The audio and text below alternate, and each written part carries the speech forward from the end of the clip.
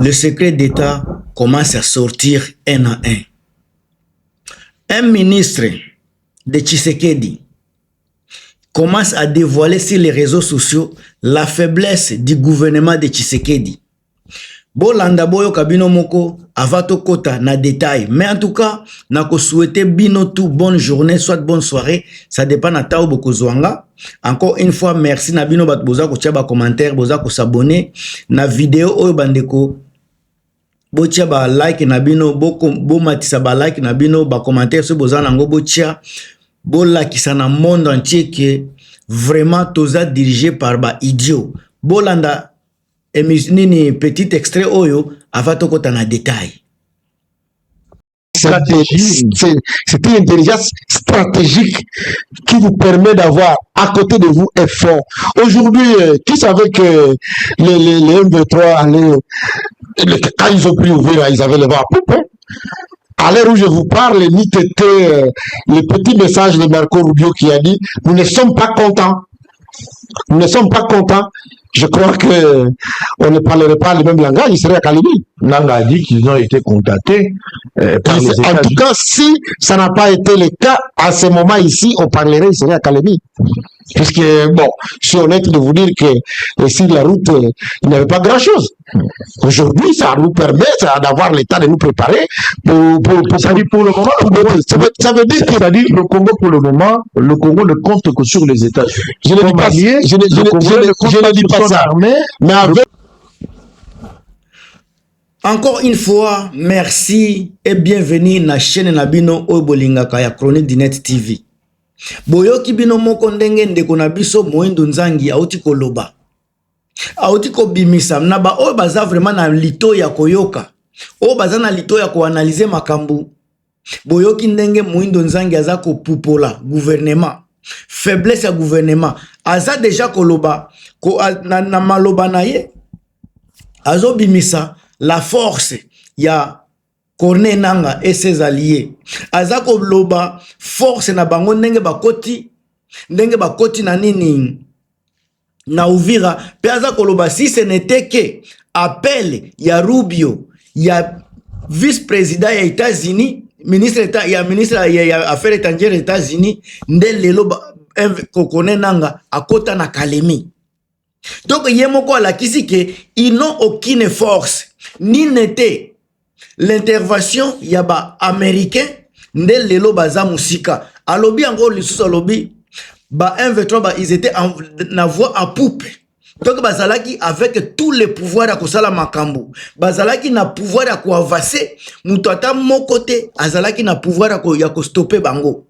Ministre ya Tshisekedi mutu aza koloba, chef ya ba wazalendo ye mutu aza koloba ngaite. Jamais na intervention na ye azolobe la force ya ba FARDC, jamais na intervention na ye azolobe la force ya ba wazalendo. Mais azakoloba que ba élément ya Corneille Nangaa avait un vent à poupe. Donc bazalaki na force, il y avait aucune personne, soit aucune force o elingaki ko arrêter ba élément ya Corneille Nangaa. Donc yemoko azako reconnaître que ni n'était appel à ba américain. Ndeba M23 lelo baza na Katanga. Alobi yango bien. Article pe koloba te ke balingaki basala affrontement na Katanga, mais alobi déjà nde baza na Katanga. Donc na liloba wana aza koloba également que au Katanga il n'y a rien. Tango aza koloba si ce n'était pas banani ba américain nde baza lelo na Katanga, cela veut dire que il n'y a rien au Katanga. Donc ba américain mutu baza ko stopper bangonde baza na capacité ya ko arrêter Corneille Nangaa et non non Tshisekedi ni ba FARDC ezala pe ba wazalendo baza na force wana te. Mama nanga Marie Antoinette Makayabu, est-ce que oza koyoka makambu Moindo Nzangi alobi? Ça parle trop na surtout ba oyo baza kolanda évolution ya politique ya mboka na biso. Moindo Nzangi ne s'est pas arrêté là-bas. Tangu ndeko na biso Israël Mutombo atuniye que donc force ya ba donc nini république eza konini bazana nini baza kose nini baza kotia espoir na bango na batu lokola ba wazalendu baza na force te directement mundo nzongo alobi bongo te mais auti koloba yango donc aza kondima déjà que même les wazalendu obiye aza ko maintenir même ba wazalendu oye aza ko fournir ba arme ba munitions baza incapable ya ko stopper ba élément ya Corneille Nangaa alobi yango bien même tango Israël Mutombo atuniye makambo ba FARDC azola kisa automatiquement même pas les FARDC ne sont pas capables nani ndeko na biso oyo Israël Mutombo ameki ko piéger Muindo Nzangi soki akomeka ko défendre ba thèse na ye bien mais Muindo Nzangi a tombé na piège ya journaliste parce que déjà Muindo Nzangi a lobaki que si ça n'était que appel, coup d'appel, il y a ba américain, nde ba kenda déjà na bakota déjà na Katanga.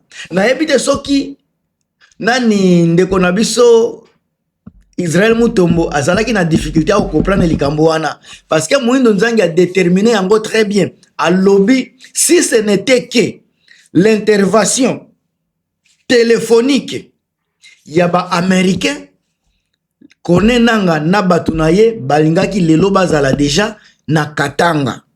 Donc tango azoko loba encore une fois na Katanga na ba o baza na liso ko comprendre balingaki bakota Kalemi sa ko kutana na résistance balingaki bakota na ba Pweto sa résistance balingaki bakota tina na nini na ba Kolwezi sa résistance tina nini oyo na Lubumbashi sans résistance parce que yemoko lobi balingaki bakota automatiquement na Katanga. Soki tozongi pe na ba déclaration ya Bitakwira ligne na bango ya makasi ya force ezalaki na Uvira Bitakwira pe alobaki même chose alobaki soki bazwi Uvira Kalemi pe ekotombe cela veut dire pe na Kalemi eloko ezate barrage na bango ya makasi ligne na bango ya front oyo baza nango na baza ko tchela motema ezalaki na Kale ezalaki na Uvira depuis que ba brisant Uvira ezako la kisa automatiquement que simakuna eloko ezate la seule façon oyo falaki basala tangu mususu nani Tshisekedi asalaki ba plainte et pas ba belge ba bengi ba américain ba contacter ba Corneille Nangaa babi ameka koyoke la Tshisekedi mawa ba pesa e chance pona ba makambo ya négociation bande ko bozo mona malembe tangu bango baza koyaka na ba communication lukuta baza koyako kosa opinion internationale na nationale ke bango nde ba repousser batu ministre na bango porte-parole soki ba député Muindo Nzangi aza proche ya Tshisekedi pona makamba ba wazalendu yende amataka na ba plateau kolobela bango yemoko aza ko reconnaître faiblesse ya ba wazalendu yemoko aza ko reconnaître faiblesse ya ba FARDC yemoko aza ko reconnaître force puissante ya ba élément ya Corneille Nangaa. Alors na likambo tango na zeko yebisa bino bandeko ke Tshisekedi na aucune force lelo bokomi kondima bango baza ko bomba ka makambo ebele menga naza ko bimelisela kabino ba réalité lelo ndenge basi ba briser Uvira eza sous na force te alobi bien que bazui courage sous bazui chance mususu ya ko kende ko se regrouper ya ko se préparer. Pendant 7 ans, bandeko na ngai to banda kotuna ndeko na biso Muindo Nzangi. Pendant 7 ans, soki botikala ko se préparer te pendant 7 ans, lelo nde bokoya ko se préparer. Pendant 7 ans, botikala jamais ko assurer armée na biso. Lelo nde bozana lelo nde boko zwa courage wana e ko zwa bino combien de temps? Bitumba depuis bandaki un pays se prépare chaque jour na ba guerre na ba agression mais bino bozozela après ko récupérer bamboka nde boza ko linga ko sala préparation ya armée boko préparer ngo pendant combien de temps bao baza contre bino baza ko attaquer bino bango basi ba se préparer pendant combien de temps bozolinga bo se préparer pendant quelques 2-3 semaines na armée oyo baza vraiment préparé mentalement préparé nakoloba physiquement préparé pona bitumba botala ndenge ba dirigeant na biso baza kozwa makambo nyonso na légèreté. Un vrai dirigeant akoki koloba makambo nzangi auti koloba te. Un vrai dirigeant akoki koloba likambo ya boye te. Parce que dirigeant ya solo nde muto a préparaka avenir. Mais bande ko na biso oyo batikala jamais kozala na avenir. Batikala jamais ko kanisela mboka na biso ko préparer mboka na biso pour les 10 prochaines années. Lelo nde sika to banda kondima pe makambu baza koloba bakoma ba clochard.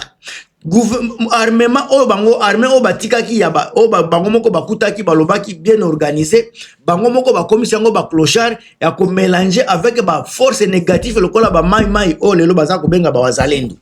Résultat toza kozwa lelo yango tozomona na ba terrain sika tangu Moïndo Nzangi moko aza koloba baza ko bo préparer baza sika ko se préparer.